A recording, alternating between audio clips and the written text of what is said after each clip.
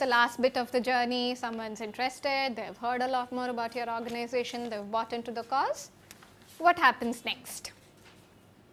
You give them a particular path and say, this is how we'd like you to take action. Typically try and think of 2-3 different ways in which they can be part of your team, your organization. It is not only about donating.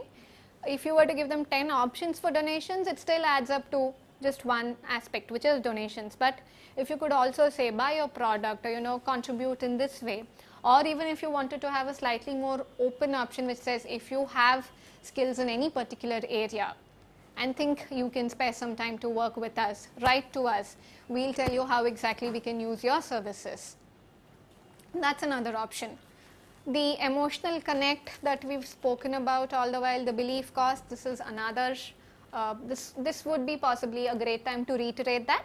You don't have to spell it out because you would have done that in the first few sections of your brochure. Imagine if this is just 2 pages, you can possibly do this reiteration in 1 line here. The rest I think are fairly obvious. The next steps and expected action, we recommend you use them only if you have thought this through and you have a process in place.